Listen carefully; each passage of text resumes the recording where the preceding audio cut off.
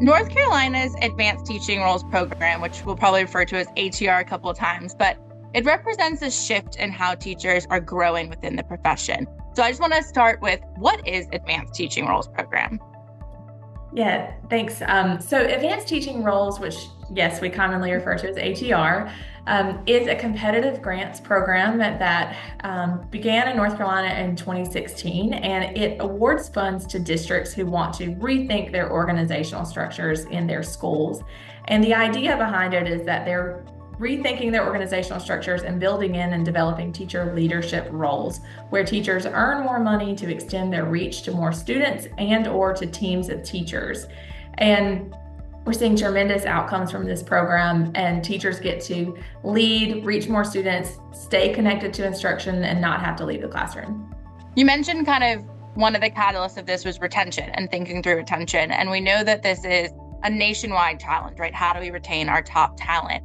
How have you seen ATR kind of contribute to and improve retention recruitment, particularly, like you said, in some of those high-need schools?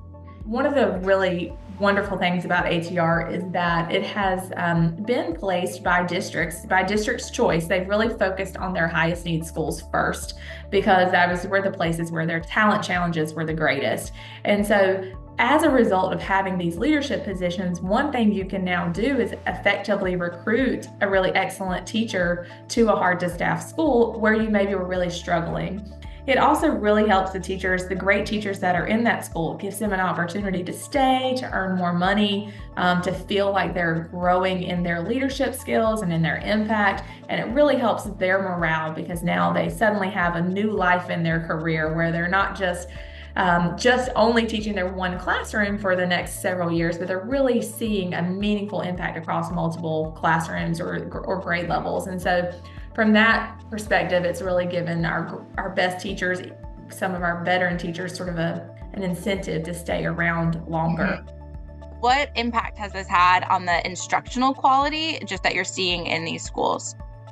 Yes, so that's the biggest impact. And it's really important. Advanced Teaching Roles is not only about teachers, right? It's not only about giving teachers these opportunities that they need. It's about ensuring that those leaders are really still connected with instruction so that they're really leading a team of teachers. They're supporting students on a day-to-day basis. They're supporting their team teachers on a day-to-day basis, and they're guiding instruction throughout the entire academic year, whether that's whole group instruction, pacing and curriculum, or also just small group interventions. What we see is that these leader teachers can guide instruction, can ensure that students are getting what they need, and they're supporting the teachers to do a better job at delivering that instruction as well. And so instructional quality is going up across the board. So we're seeing improvements in student growth and student achievement, statistically significant improvements in math and reading. And so it's really meaningful to have this better organizational structure, because it ensures that what's happening in the classroom is more aligned to to high quality instruction.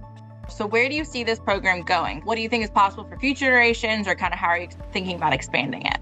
I think we're committed and excited to see the program expand, and we'd love to see that be statewide at some point in the next, 5 to 10 years. And so we're at about roughly a third of districts participating now, and more signing on each year. So we're sort of on that path for statewide expansion.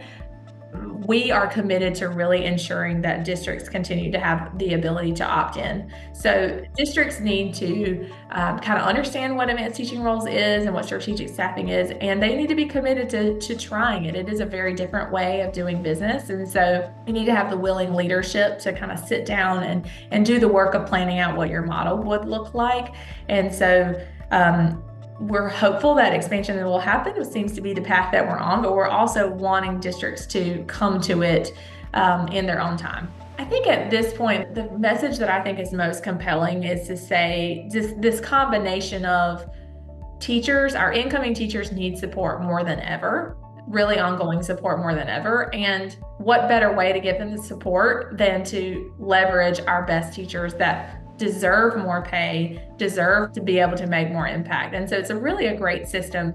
You also mentioned the collaboration piece, and that stuck out to me so much when you mentioned that, because as a teacher, you think that it's going to be very collaborative. You're around people all day, but you're predominantly around students all day. So adult peer-to-peer collaboration is so lacking, and it can be such an isolating profession. So really helping teachers have that collaboration opportunity makes them stronger, and also just makes it, a more rewarding day than when you get to kind of work with other colleagues. Yeah, and I think, schools and districts have done a lot around PLC meetings and having structured time for teachers to plan and collaborate. And so I think all of those efforts are really well-meaning. I think the challenge is that everyone who's a teacher is so busy and focused on their own class and their grading and all of the things that teachers have to be responsible for. And so what advanced teaching roles does is say, here's a person, and it's their job to make sure we collaborate. And it's their job to collaborate with me and to be in my room seeing my instruction and to pull my students out when they need extra help. And so by creating it's a person's responsibility. And by the way, they're evaluated on how well they do those things. That changes the game for collaboration. And I think teachers who have worked in both structures, when they have that collaboration and that support, they are so pleased just by, they're like, I'm getting better, and I had, maybe I was plateauing and now I'm getting better and I didn't know that I could get better. And so it's really rewarding for them, I think. What advice would you give to other states or districts that may be considering similar model or similar program? And kind of what would you advise them to kind of think about as they're taking on this venture? Yeah, so I think that this idea that, districts need support to transition is really critical. So an opt-in approach, and districts need some support from the state if possible. I think that's really, really critical. Have an evaluator, have an external evaluator, so you can go back and stand on, this is working, and you have evidence to say this is working, or if not, you can course correct if you need to. I think those are really critical pieces. And then, don't underestimate the importance of communication and messaging this work. If you want it to grow, if you've got someone who's opted in and is doing it and having success, if you want it to grow, you need to invest time and energy in communicating it to other places. So I would say that that's really critical as well. Well, thank you so much for highlighting kind of ATR and kind of what's happening in North Carolina so you can support and elevate teachers. It's really great and exciting to see the great progress. Awesome. Thank you so much for having me.